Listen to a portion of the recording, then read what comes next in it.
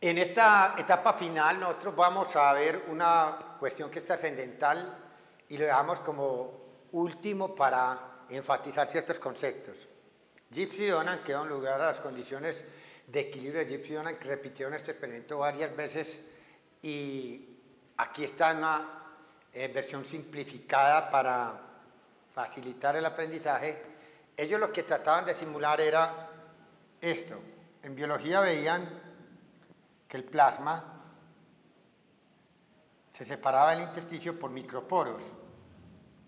Microporos que ya hemos visto, aunque dejan pasar proteínas, lo dejan pasar en muy pequeña cantidad, y lo que sí deja pasar son pequeños solutos con una facilidad brutal, sodio, cloro, potasio, etc. Cualquiera de los electrolitos que nosotros llamamos pequeños.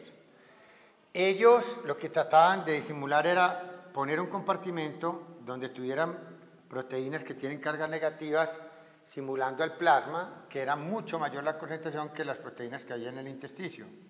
Tan poquita concentración había de proteína en el intersticio que ellos en los experimentos no colocaron proteínas en el otro lado de la membrana. Aquí tienen un compartimento A y B inicial. Ellos ven qué condiciones tiene esta membrana. Primero, esa membrana es impermeable totalmente a las proteínas, pero es 100% permeable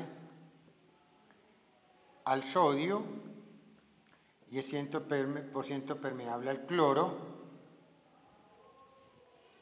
y obviamente es una membrana que es permeable al agua, permeable 100% al agua. Esas son las condiciones iniciales. Cuando ellos se iban y esperaban qué pasaba acá, el sodio, había una concentración de sodio aquí mayor que acá, entonces ellos esperaban que el sodio por lo menos pasase fácilmente inicialmente de acá a acá, pero aquí ya había un problema, porque aquí se creaba un polo eléctrico negativo, más negativo que este de acá, trataba de rechazar el cloro, entonces el cloro se movía para acá, entonces quedaba esto escuadrado y empezaban a existir condiciones de electroquímica que ellos decían, vamos a esperar a ver qué pasa con esto, y después de que pase con eso yo veo a ver qué condiciones describen el equilibrio. Bueno, y cuando eso ocurre, siempre repetía lo que pasa acá. En el equilibrio se daban unas condiciones de equilibrio que ellos empezaron a describir, y fueron las siguientes. Se llamaron las condiciones de equilibrio de Gibbs y Donnan, son como 5. Vamos a verlas. Primero, siempre le repetía que del lado donde estaban mayor la concentración de proteínas, la concentración de cationes difusibles era mayor del lado donde se encontraban las proteínas. Y viceversa, de la concentración de aniones difusibles, que aquí únicamente es el cloro, estaba mayor siempre del lado donde no se encontraba la mayor concentración de proteínas. Eso tenemos que escribirlo en una condición de equilibrio de Gibbs y Donnan que dice de la siguiente manera. La concentración de cationes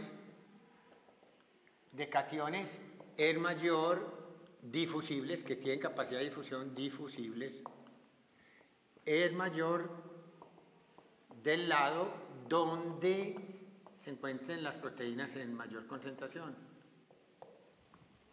Y viceversa, la concentración de aniones es difusibles también, hay que poner el apellido, que tienen capacidad de difusión, en el equilibrio es mayor del lado donde se encuentran las proteínas en menor concentración. ¿Correcto? En este caso, escribimos el resultado de 9, que son cationes, son difusibles. 9 en A es mayor que 6 iones de sodio en B. ¿Qué se cumple? Eso cumple esto. La otra es 6 en B es mayor que 4 cloros en A. 6 cloros en B. Y ahí estaba descrita una de las condiciones de equilibrio de Gibbs-Ionan, no importa si es la primera o la segunda, es una de tantas.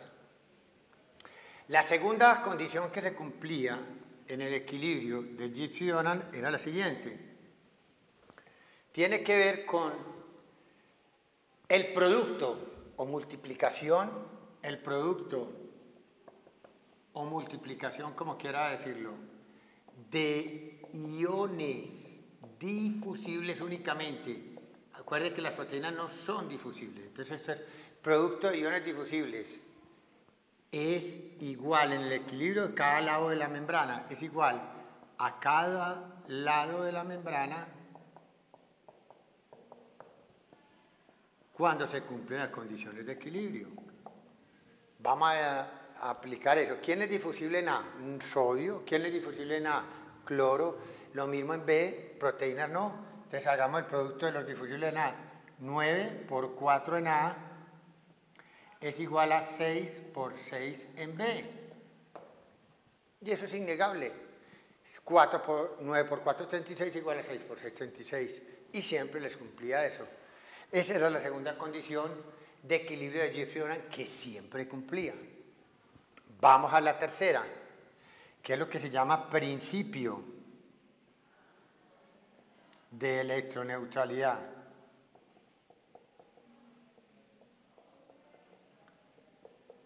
El principio de electroneutralidad dice, nace esto, una célula casi en su interior siempre es negativa.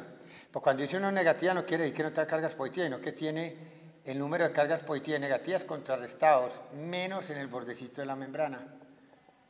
Correcto, entonces esta se contrarresta con este con este, con este, con este, con este, con este, pero este no, y queda contrarrestado con uno de afuera, que también queda desapareado, pero no separado por este dieléctrico que es la membrana, y aquí todo esto otro queda así.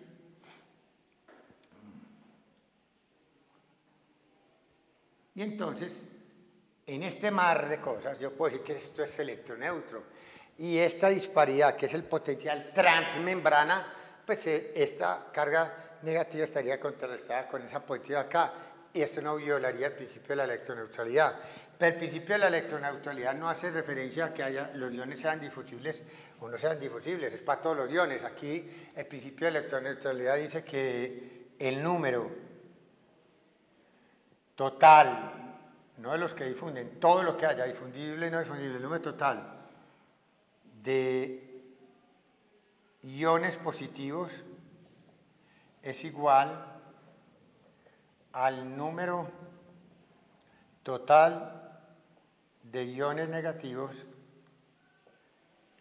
en cada lado de la membrana. ¿Cómo aplicar ese conocimiento acá? Aquí no importa si es difusible o no, aquí hay 9 cargas positivas contrarrestadas contra 4 negativas y 5 negativas son 9. 6 de iones positivas contra 6 de cloro negativas, 0 y 0.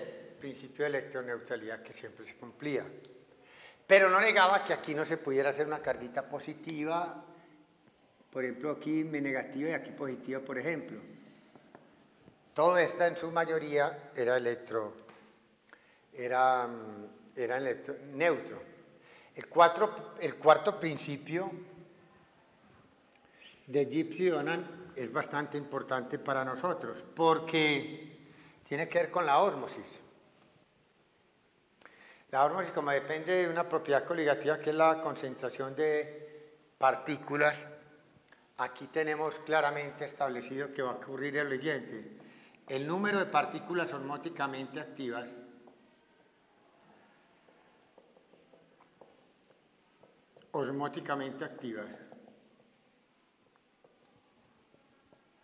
en el equilibrio es mayor del lado donde se encuentren las proteínas.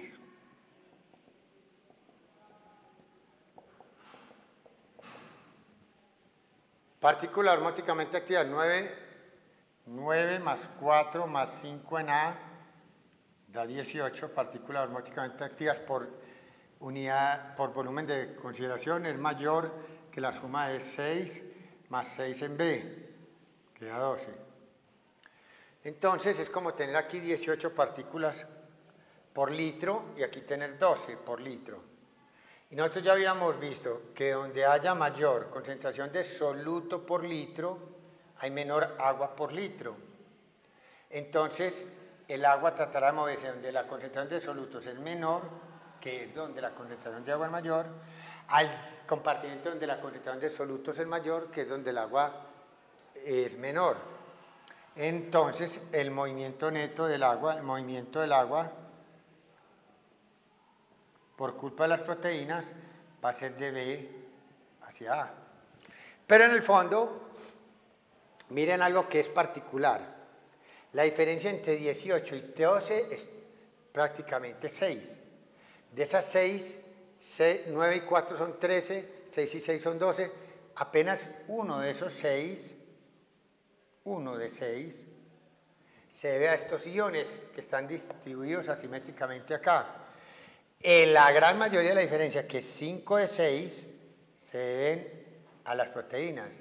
Si usted recuerda lo que nosotros vimos de ósmosis recientemente, le hacíamos mucho énfasis a esto, que esto era muy parecido a lo que ocurría entre el plasma y el intersticio, que era muy claro. ¿Qué era lo que nosotros decíamos?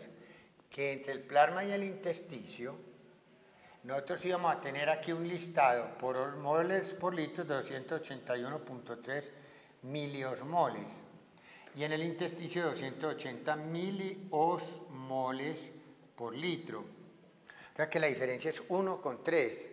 Si nosotros vemos este 1,3 de diferencia, lo podemos decir que 1 miliosmol es debido a que aquí hay más proteínas del lado del plasma, y 0,3 al hecho de que aquí hay un poquito más de iones, en este caso cationes, que en este caso se debe a que tiene mayor número de cationes el plasma que el intersticio.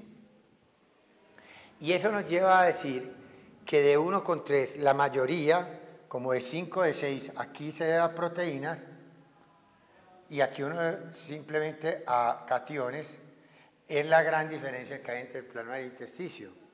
Pero de los 281 apenas la diferencia es 1,3. Por eso nosotros vemos que las condiciones de equilibrio de Gibbs-Donald sí se cumplen entre el plasma y el intersticio, perfectamente. Y uno esperaría, obviamente, que el agua, por existir aquí una concentración de proteína mayor que acá, esta presión es mayor que esta tiende a mover las proteínas de acá a acá, y estas proteínas a moverlas de acá a acá, porque aquí, si esto no existiera, este soluto diluiría este solvente acá y aquí habría más agua y pasaría para acá, y lo mismo viceversa acá. Esta tendencia neta sería hacia acá. ¿Cómo contrarresto eso? Con la presión capilar que le gana a la presión intersticial del líquido que llamamos presión hidráulica, que es una presión hacia afuera y esta hacia adentro, pero generalmente mayor esta. Esta lucha entre estas cuatro fuerzas es lo que nosotros vimos como fuerzas de Starling. Por eso lo importante para poder ver de dónde nació eso. Entonces, ya eso simplemente le multiplicamos coeficiente de filtración o no, que es el área por el tamaño de estos poros. Pero lo interesante de eso es que entre plasma e intersticio, la diferencia, el movimiento del agua lo dan estas fuerzas, pero la diferencia en miliosmoles para esta fuerza osmótica por debido a las concentraciones de proteínas, que es la única que ejerce ósmosis efectiva entre el plasma y el intersticio, en el fondo lo marca prácticamente las proteínas, porque es la que está en distinta concentración. Usted dirá que el sodio y los cationes colaboran en algo, pero es un efecto muy indirecto. Es porque las proteínas que tienen carga negativa retienen cationes más de acá. En el fondo, la diferencia que marca importante entre el plasma y el intersticio es la concentración de proteínas que hay acá. Ahora, los cationes que hay más acá y acá apenas explican 1 de 6 en el caso de Gibbs-Donald, y en el caso del plasma real, 0,3 miliosmoles de la diferencia de 281,3 con 280. Entonces, eso es importante tenerlo en cuenta. Muy importante, entonces, entre plasma e intersticio a mí no me interesa la diferencia de concentración de cationes acá y acá, porque es prácticamente la misma. Es tan parecida que la gente dice que la concentración de sodio acá es la misma que acá, la de potasio es la misma que acá, la de cloro es la misma que acá, sabiendo que en teoría, siendo uno neurótico exacto, habría un poquito más de iones de cloro acá y aniones acá al lado donde no están las proteínas que del plasma, y una mayor concentración de cationes acá difusibles que con respecto al intersticio. Lo otro que nosotros podemos aplicar, sinceramente, es aplicarle la última condición de equilibrio de Gibbs-Donan, que tiene que ver con el potencial de membrana. Yo lo puedo calcular como, por ejemplo, con el sodio. Potencial visto de A a B para el sodio sería, de la siguiente manera, puedo usar menos 61, logaritmo en base 10, que es lo que nosotros habíamos visto en membrana, menos 61, logaritmo en base 10 de la concentración de sodio inside sobre la concentración de sodio afuera, o sea, 9 sobre 6, ¿correcto? Eso da menos 10,50 y pico, eso da 10 más o menos 56 creo, que da 10,56 milivoltios. Pero también lo puedo calcular para practicar lo que habíamos dicho. Yo puedo utilizar más 61 logaritmo en base 10 de la concentración de sodio afuera sobre la concentración de sodio adentro, y eso daría 6 novenos y me da otra vez menos 10,56. Estoy viendo que para el sodio, que la fuerza química es mayor, según esto, estamos diciendo que en el equilibrio 9 de sodio, que tratan químicamente hacia allá, y en contra del cloro, puede ser contrarrestado con una fuerza eléctrica de menos 10,56 colocada acá, claro. Una fue un sodio que se mueve hacia afuera, por fuerza química yo lo retengo con una carga negativa aquí en menos 10,56.